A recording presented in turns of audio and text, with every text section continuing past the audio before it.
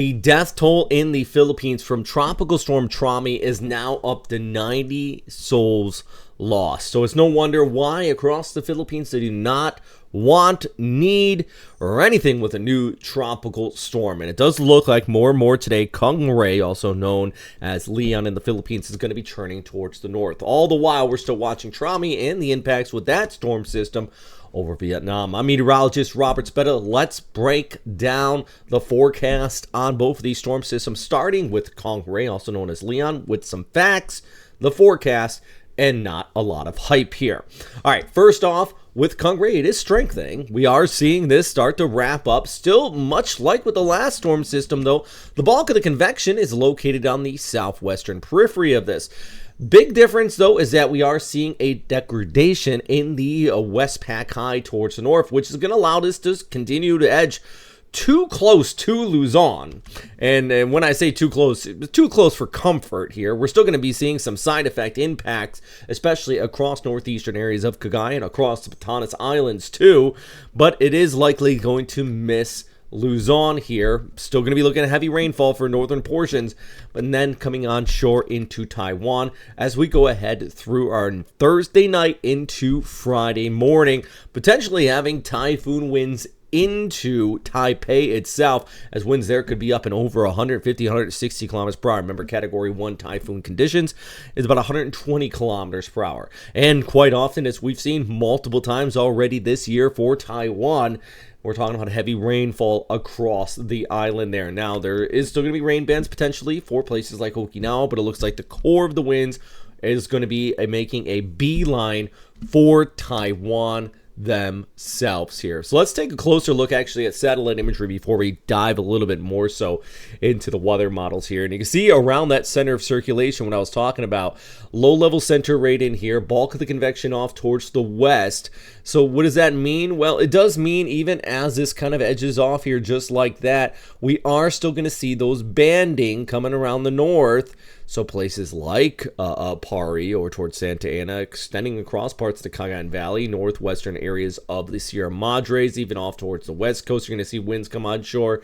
You don't need a direct landfall, as we can attest to, and we 100% seen across Catanduanes, the Bicol region. Remember with Christine, it never made landfall there. It wasn't until Isabella came on shore. We could still have impacts with those rainfalls just off towards the south and west. So when you see the forecast track like this, and I can't stress enough, I said it in the last video, and it went on for a bit about it, there are a range of impacts with these storm systems, never just about the center line. So you can't have that rainfall. Now, that's not hype, that's just letting you know, even though this could stay offshore, we're going to see not only showers kind of with the bands, but inflow wrap around from the south and west for places like Manila. Could see an uptick in rainfall. Now, I don't expect flooding rains like we saw in Christine, so let you know you're not 100% out of the clear. Look at the forecast track, though. Yeah, the good news is the guidance does keep it away from Luzon, not only from Pagasa, JMA, the Taiwan Meteorological Agency, the Joint Typhoon Warning Center, and the Hong Kong Observatory. Multiple government forecast agencies all agree on this turn towards the north as the WestPacWx degrades and the trough kind of picks this up. Bad news is all of them do point it directly at Taipei. It's a city of millions of people that have already been impacted by multiple storms this year. So they're going to be looking at some nasty weather as this pulls off into their direction. Still staying off the east coast of Luzon, though, Cagayan and Isabella along the eastern half of the Sierra Madre Mountains, where you're not protected on the west coast, is under signal force 1 at this time as our storm system just kind of skirts there. And you know what, we can just quickly show you here what this is showing by Wednesday morning with the ECMWF. Let's pull up the rain, and yeah, you see some of those bands that are going to wrap around and impact those areas. But if we go back to the winds, I do want to mention, you know, our extended forecast, and this is going ahead in the Wednesday evening. How about we go ahead into Thursday morning with the ECMWF showing the storm just offshore of Taiwan, and the GFS also agreeing on a very similar position at the same time. One more time, there's a difference in the models.